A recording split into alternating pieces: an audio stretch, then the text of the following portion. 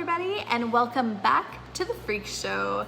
As you can tell, I'm in a new location. I'm trying out something different. It's very late right now, and I could not for the life of me figure out the lighting in the room where I usually film, so I'm trying something new. Also, you probably tell that I'm not wearing my glasses because in the last two videos that I posted, there was so much glare from my ring light and my glasses, and it was really annoying. So I'm just gonna do this video blindly and just see what happens. So, do I have a good story for you guys today? We're gonna be talking about the guy that broke into my apartment demanding to get tattooed. I mentioned this story briefly in my first video, and today I'm going to be explaining everything from A to Z. What a wonderful experience. For you guys to understand the story, I gotta go way back because this all happened in my first year of tattooing. My boyfriend at the time, let's call him Michael, okay? So Michael had a friend, let's call him Bill. I met Bill like maybe once or twice before, very briefly, very short interaction. But one day, Michael was like, "Hey Bill." "This is Miri. She's a tattooer." And Bill was like, "Cool. Will you tattoo me?" so I was like, you know what? Sure, what do you want? At this point, it's my first year of tattooing. I am grabbing any single project that I can. Now, he wants a half sleeve Polynesian tattoo. We've seen it a million times before, exactly like The Rock has. He wants a half sleeve. So I'm like, cool, let's do it. This was gonna be like one of my first big tattoos, and I was super excited about it because I was so confident that I was able to pull this off. So we book an appointment so he can see the drawing. So I draw this all up for the guy, and then he comes over, I show him the drawing, I'm like, hey, this is the drawing, what do you think of it? Do you like it? Is there anything that you want to change on it? And he's like, "Oh my God, I love it. I love it. Let's do it." I'm like, awesome. I'm like super flattered. This guy likes my drawing. Like, I'm so excited. Let's do this tattoo. So he loves the drawing. He doesn't want to change anything on it. Everything is golden. Everything is perfect. Let's do it. So we book an appointment to get the first session done.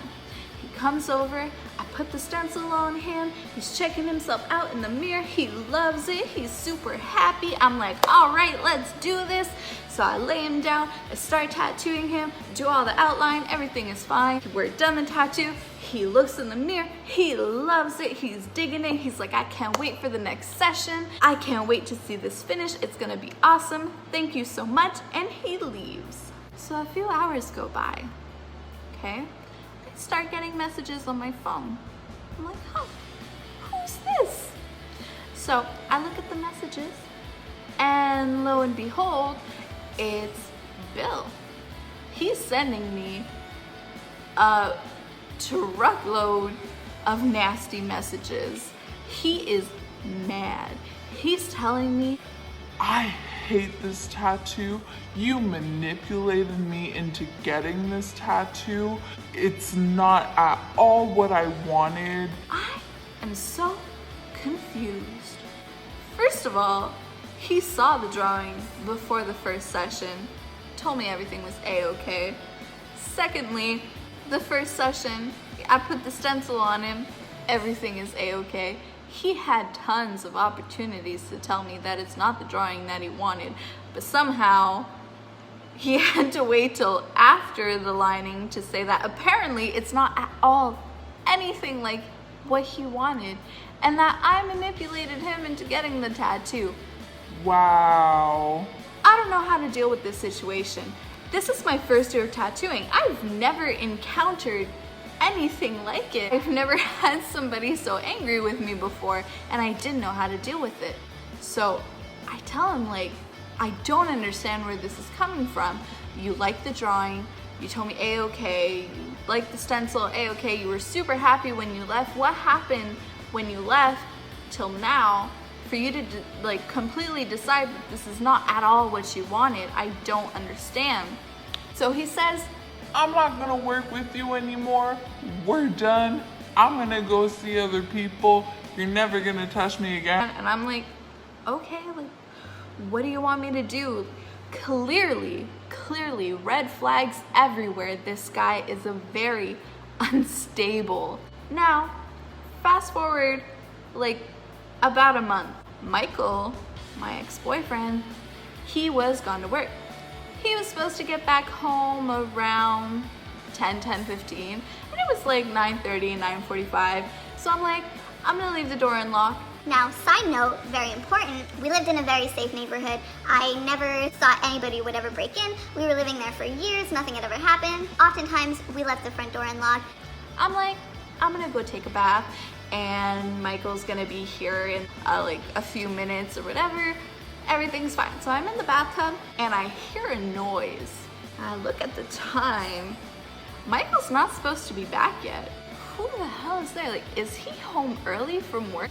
So, get out of the tub, I put my towel on, so I'm walking down the hallway, and then I look in the kitchen. Bill is standing in my kitchen.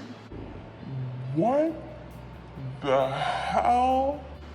I look at him, and I tell him, what the hell are you doing here? And he turns around, and he's like, You're gonna tattoo me tonight. You're gonna finish what you started. oh my God. Now, this is all what's like going through my head right now. I'm freaking out. Clearly this guy is unstable. He's scary. I'm alone. I'm only in a towel. What is gonna happen? I can't predict what he was gonna do. The only thing I can think of doing is diffusing the situation. So I tried to act very calm. I was like, hey man, let's talk about it. But first, I'm gonna go get dressed and then we'll talk about it. And he's like, yeah, sure, take your time.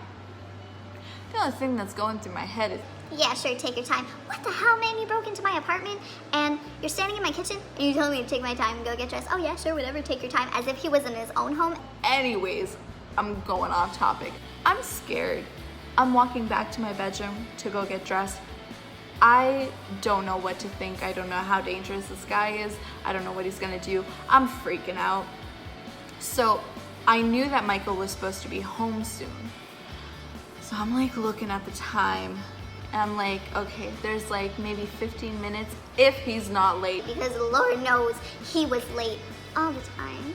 But that's another story. The only thing I can think of doing is keeping him calm and acting as if everything was okay until Michael got home and Michael could help me escort Bill out. I might like seem tough because I got tattoos, but I'm not a tough girl.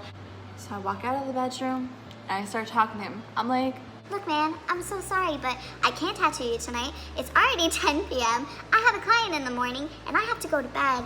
I can't tattoo you tonight. I'm so sorry. I'm trying to be calm while I'm talking to him, but in my head, I'm freaking out.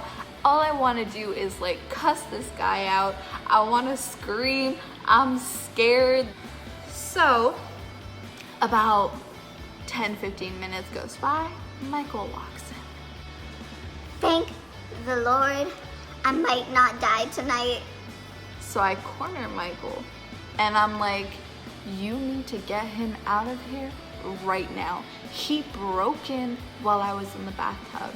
You need to get him out now. So eventually Bill leaves. Sigh of relief.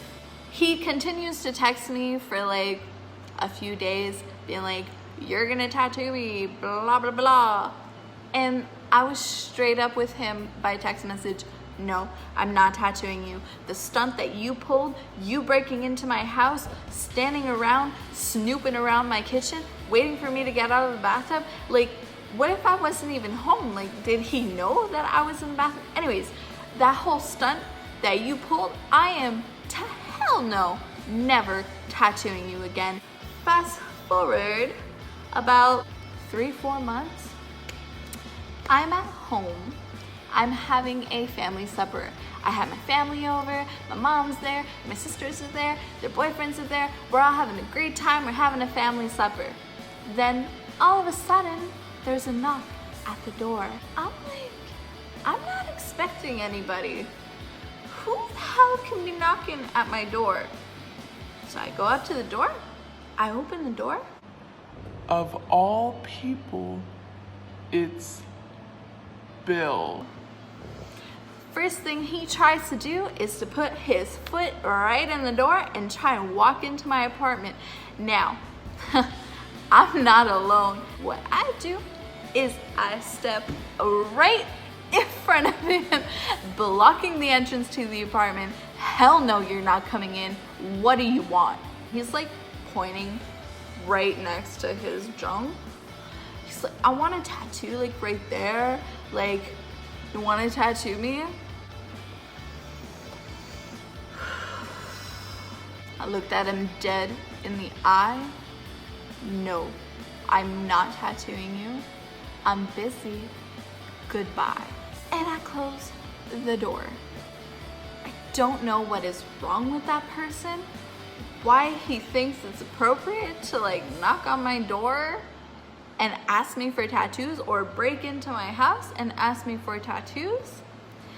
But luckily, that was the last time that I ever saw him. It was actually very scary. Like, I laugh about it now, it's all fun and games, but I think that if I would cross that man in the streets, I would be kind of scared. I learned a lot from that situation, and nowadays if I get a really bad vibe from someone, or if I know that someone's gonna be pulling some stunt, I try my best to avoid those people altogether. If I'm not feeling the vibe, then I won't work with them, because I've been through too many scary situations. So that's it for me today. That's the entire story. If you guys have any questions or comments, or if you guys want more stories like this, don't be shy, just let me know.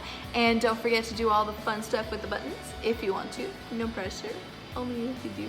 If you do, that'd be pretty cool. If you wanna, you know, it's super easy. Just click subscribe. I hope to see you soon. Goodbye.